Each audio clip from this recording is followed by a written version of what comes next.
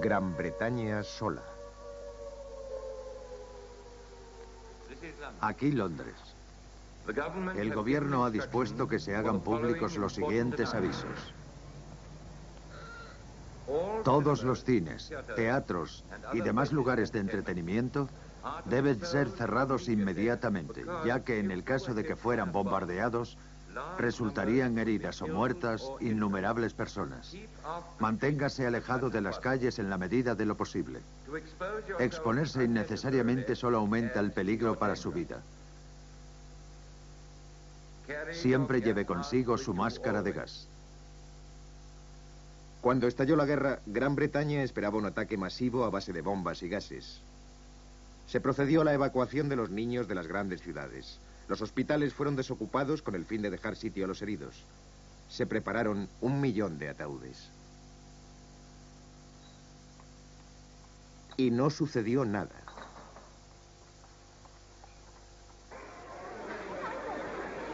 Las actividades de entretenimiento fueron reanudadas. La gente dejó de llevar consigo las máscaras de gas. Muchos de los niños regresaron a sus casas. A principios de 1940, muchos habían dejado de preocuparse por la guerra. Este es el programa nacional de la BBC. Seguidamente les ofrecemos un servicio informativo especial. Como ya saben los oyentes de nuestros boletines matutinos anteriores, Dinamarca ha sido invadida por tropas alemanas y Noruega está en guerra con Alemania. Dinamarca y Noruega eran neutrales. Noruega trató de defenderse con un cierto apoyo de Gran Bretaña, pero en 3 semanas todo había acabado. Y entonces Alemania volvió a golpear. Esta mañana el ejército alemán ha invadido Holanda y Bélgica por tierra y con el apoyo de paracaidistas. Los ejércitos de los Países Bajos intentan resistir la ofensiva. De nuevo países neutrales. Y de nuevo los alemanes aplastaron toda resistencia. Ahora se abrían paso hacia Francia y los 6 millones de soldados franceses se encontraron desbordados y sin voluntad de defenderse. En solo 10 días, los alemanes llegaron hasta la costa francesa.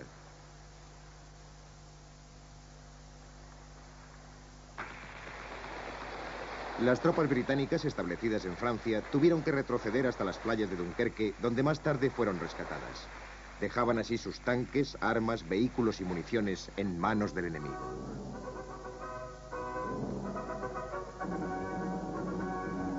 París se rendía ante Hitler.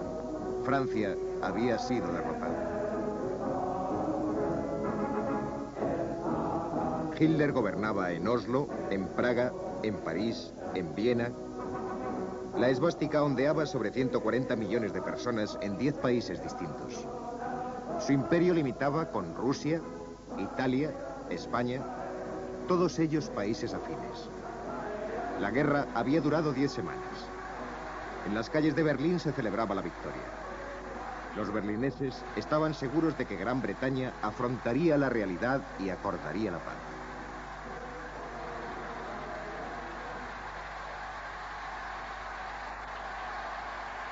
Pero a oídos de los alemanes llegaron entonces noticias sobre la nueva actitud de firmeza británica expresada por el recién nombrado primer ministro. Creo que la batalla de Inglaterra está a punto de comenzar. La supervivencia de la civilización cristiana depende de la suerte de esta batalla.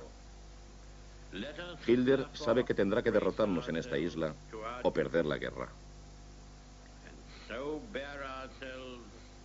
Alentémonos pues con el pensamiento de que si el Imperio Británico y su Commonwealth duran 1000 años, el hombre pueda seguir diciendo: ese fue su gran momento. Así que Hitler iba a tener que ocupar también Gran Bretaña. ¿Pero cómo? El ejército alemán no podía cruzar el canal contra la defensa de la Marina Británica y sus fuerzas aéreas. La Luftwaffe debía destruir la RAF. Si la Luftwaffe se hacía con el dominio aéreo sobre el canal, la Marina Británica se vería impotente. No en vano, la RAF disponía de radares para advertir a los buques de posibles ataques. La Luftwaffe empezó atacando las estaciones de radar y siguió luego con los aeropuertos militares. Entonces, el 15 de agosto de 1940, se produjo un masivo ataque sobre el mando de combate. La batalla de Inglaterra había comenzado.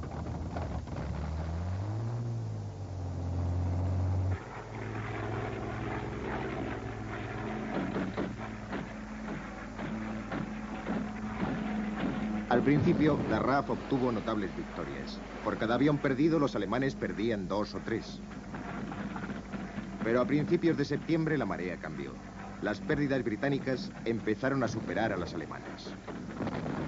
Mientras tanto, en tierra, el pueblo contemplaba impotente cómo sus cazas eran destruidos uno a uno. Ya se había lanzado un llamamiento con el fin de obtener metal de desecho para reponer aviones.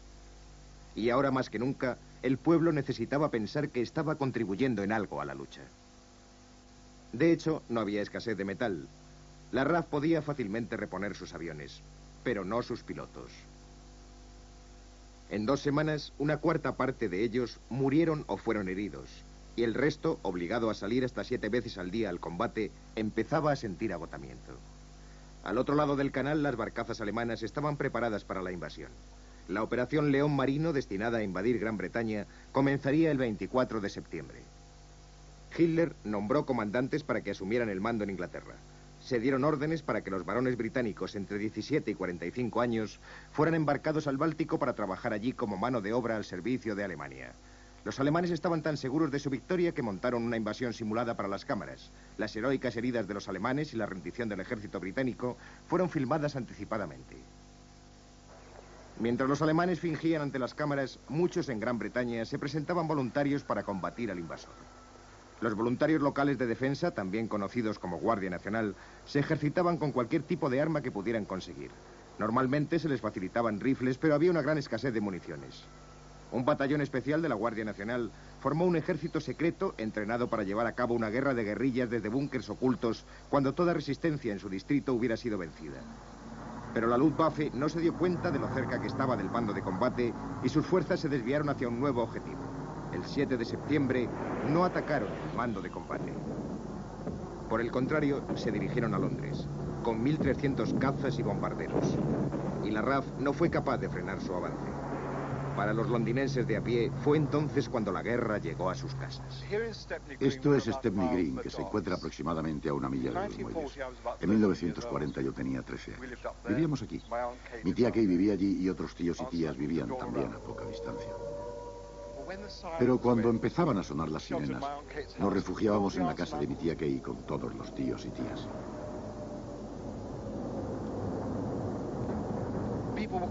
La gente lloraba, los niños lloraban. Yo me escondía bajo la mesa mientras mi madre gritaba de pánico. Pensamos que era el fin del mundo. Esa noche, mientras Londres ardía, sonó la alarma. Código Cromwell. La invasión era inminente. Las fuerzas de defensa se apresuraron a ocupar sus posiciones. Las campanas de las iglesias hicieron sonar su aviso. Fue una noche larga y aterradora. Pero había sido una falsa alarma. Los alemanes no estaban preparados. Y mientras seguían bombardeando Londres, el mando de combate aprovechaba para descansar y reparar sus instalaciones.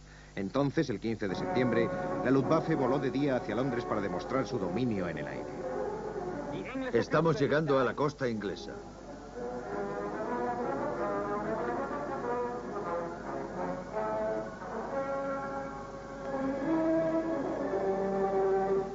Nuestros aparatos vuelan bajo, por encima de Gran Bretaña.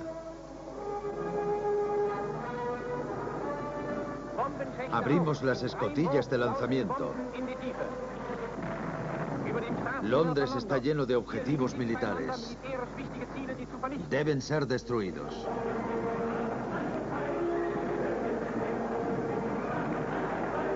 Escuadrilla tras escuadrilla en una sucesión interminable. Mientras el mando de combate anticipaba el ataque de los alemanes, sus pistas veían despegar a un gran número de escuadrillas dispuestas a derribarlos.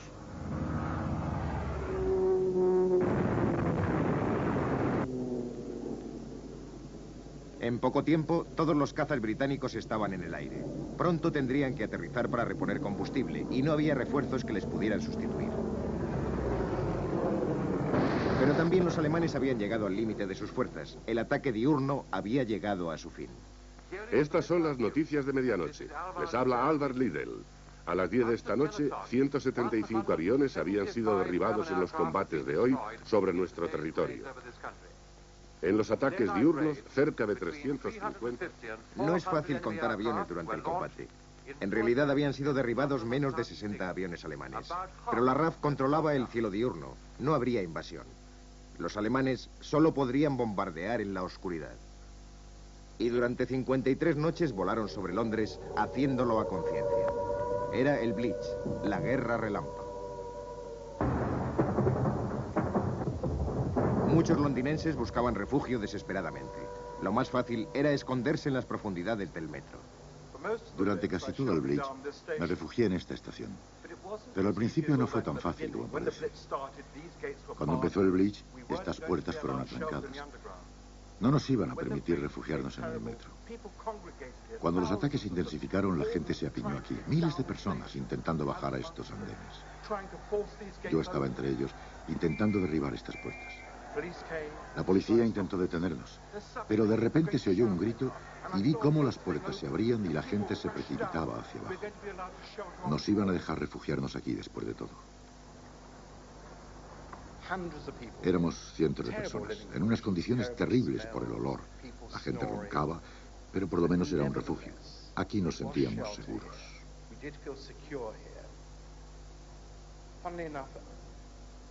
Curiosamente, mientras esto sucedía, los trenes todavía funcionaban. Una noche tomé el metro hacia St. Paul's y me arriesgué a salir. Cuando dejé la estación vi la ciudad inundada de luz. Todo ardía. Y la ciudad estaba como silenciosa.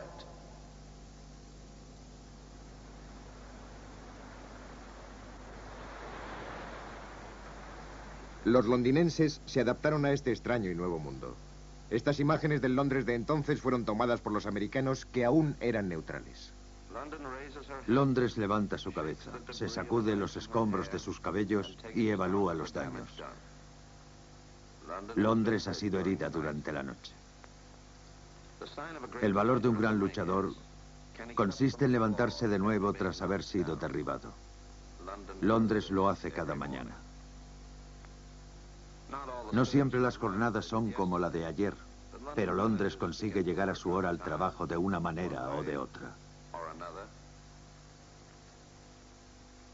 En el centro de la ciudad, las tiendas están abiertas, como de costumbre. De hecho, muchas de ellas están más abiertas que de costumbre. Hoy la moral del pueblo está más alta que nunca, porque aunque sabe que van a morir miles de personas, prefiere mantenerse firme y afrontar la muerte que arrodillarse y aceptar el tipo de vida que el conquistador le impondría. A lo largo de ese invierno, casi todas las ciudades británicas sufrieron bombardeos. El 14 de noviembre, en Coventry, un ataque destruyó el centro de la ciudad. El bombardeo cesó antes del amanecer y miraras a donde miraras reinaba la desolación. Era imposible recordar dónde estaban las calles porque había desaparecido cualquier señal reconocible. Más de 500 víctimas fueron enterradas en una fosa común. Y aquí, como en otras ciudades, a la gente empezaba a asustarle la idea de permanecer en una ciudad que podía sufrir un nuevo bombardeo. Noche tras noche, mujeres y niños con fardos abandonaban la ciudad para adentrarse en el campo. Y eso me horrorizaba. Pero no había cundido el pánico. En febrero de 1941, mientras continuaba la guerra relámpago, Churchill se dirigió al mundo. No vamos a ceder ni a desfallecer. No disminuirán nuestras fuerzas, ni nos cansaremos. No nos van a agotar ni las repentinas sacudidas de los combates, ni las prolongadas pruebas de vigilancia y resistencia. Dadnos las herramientas y remataremos el trabajo. Las herramientas debían llegar desde el otro lado del Atlántico. Gran Bretaña no podía fabricar sus armas ni alimentar a su pueblo sin ayuda. Se había implantado un severo racionamiento, pero el país no iba a poder salir de la guerra sin víveres del exterior, así como combustible, madera, hierro, caucho y otros suministros vitales que debían ser importados. Eran de gran ayuda en ese sentido los países de la Commonwealth y del Imperio, pero la ruta más importante era la que unía Gran Bretaña con los Estados Unidos. Este país era neutral, pero proporcionaba a Gran Bretaña los materiales para su supervivencia. Las naves británicas atravesaban el Atlántico agrupadas en convoyes y defendidas por destructores. Si los submarinos alemanes lograban hundir esas naves y cortar esa cuerda de salvación, Inglaterra moriría.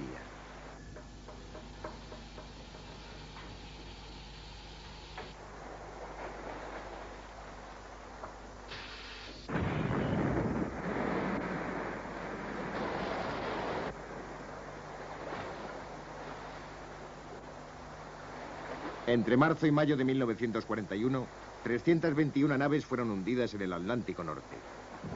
No había suficientes destructores para garantizar la seguridad de los convoyes. América cedió a Gran Bretaña 50 destructores viejos en septiembre de 1940 a cambio de bases en el Caribe.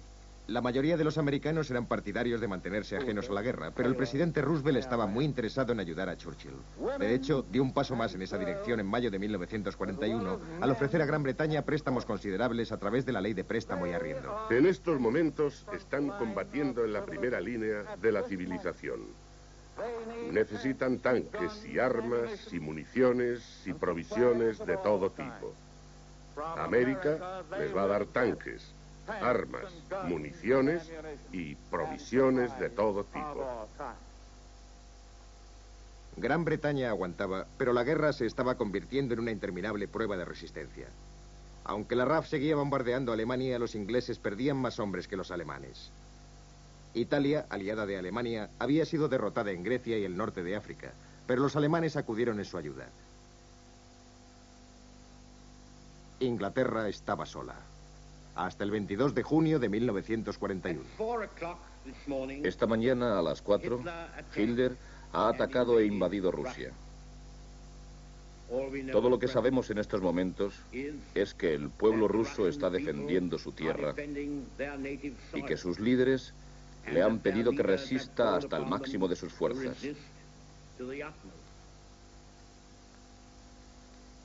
Hitler es un monstruo de maldad, insaciable en su ansia de sangre y saqueo.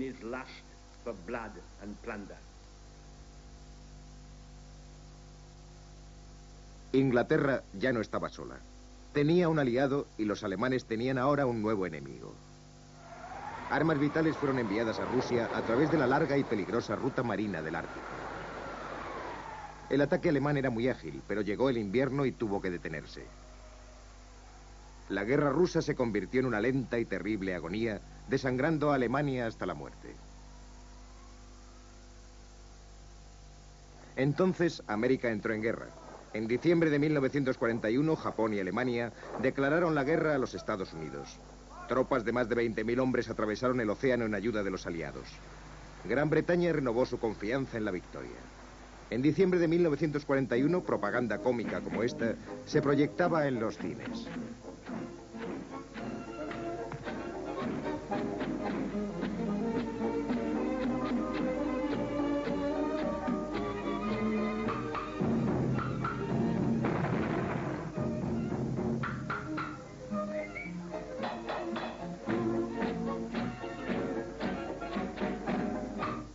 Pero Hitler no era cómico. Y tampoco lo eran sus aliados japoneses. El día después de Navidad tomaron Singapur. Y 4 meses más tarde, en el norte de África, los alemanes capturaron todo un ejército británico, 35.000 hombres en Tobruk.